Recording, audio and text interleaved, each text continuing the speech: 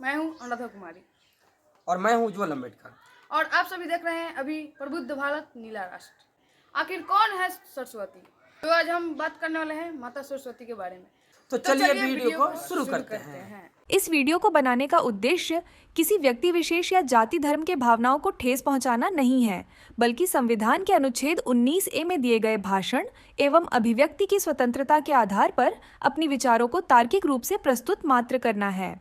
अगर आप बिहार से हैं तो आपने किसी औरत का नाम सुरसती जरूर सुना होगा, क्योंकि जिन औरतों का नाम सरस्वती होता है उसे क्षेत्रीय जो भोजपुरी है, वजिका भाषा है, उसमें हम सुरसती कहते हैं। और इस शब्द का इस्तेमाल उन लोगों द्वारा किया जाता है जो कम शिक्षित लोग हैं। आम बोलचाल की भाषा में जिसे हम सुरसती कहते हैं, उसे संस्कृत भाषा में हम सरस्वती कहते हैं। यहाँ सुर का अर्थ है स्वर और सती का अर्थ है सजगता। भगवान बुद्ध के द्वारा दिए गए अष्टांगिक मार्ग में एक मार्ग सम्मा सती भी है, जिसका अर्थ है सम्यक सजगता। कहने का मतलब है कि सुर सती का अर्थ हुआ सुरों के प्रति सजगता। जितने भी इस धरती पर सजीव हैं वे व्यंजन का उच्चारण करते हैं। निर्जीव प्राणियों में व्यंजन नहीं हुआ करते हैं, क्योंकि व्यंजन होने के लिए उसके उच्चारण स्थान होने चाहिए। इसलिए दुनिया की जितनी भी वस्तुएं हैं उसमें सुर पाए जाते हैं। यहाँ तक कि सजीवों में, मानवों में भी सुर पाए जाते हैं। तो सुर सती का मतलब हुआ कि अपने जीवन में जो भी हम सुर या जो भी भाषा अपनाएं वह सजगता के साथ होना चाहिए। इस तरह का एक्सप्लेनेशन एक इतिहासकार राजीव पटेल ने अपने पुस्तक में दिया है और उनके ही रिसर्च पर आधारित मैं यह वीडियो बना रहा हूँ। दिल्ली म्यूजियम में एक महिला की प्रतिमा है। ऐसा माना जाता है कि ये माता सरस्वती की प्रतिमा है।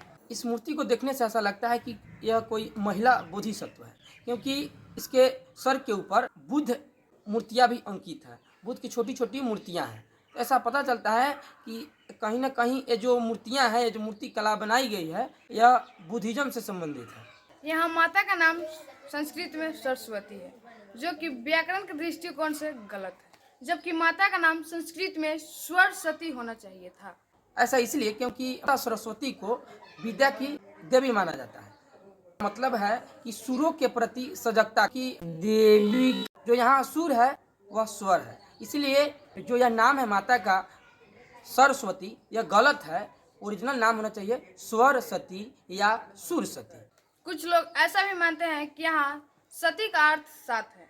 ऐसा इसलिए क्योंकि भारतीय पारंपरिक संगीत कला के क्षेत्र में 7 सुरों की एक परंपरा है। तो 7 सुर अर्थात सुर सती।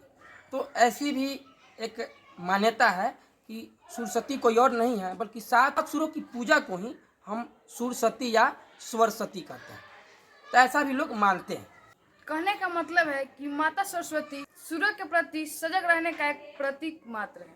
हो सकता है कि बाद में उनके मानने वाले लोगों ने जो 7 सुरों या जो सुरों के प्रति जो सजगता है, जो सती है, उसको लेकर के कल्पना किए होंगे और उसे एक देवी का रूप दिए होंगे। इस कारण माता सरस्वती का एक अस्तित्व आया होगा। आपने देखा होगा कि कोरोना काल में कोरोना का कोई जेंडर नहीं है, फिर भी लोगों ने उसे कोरोना माता बना दिया।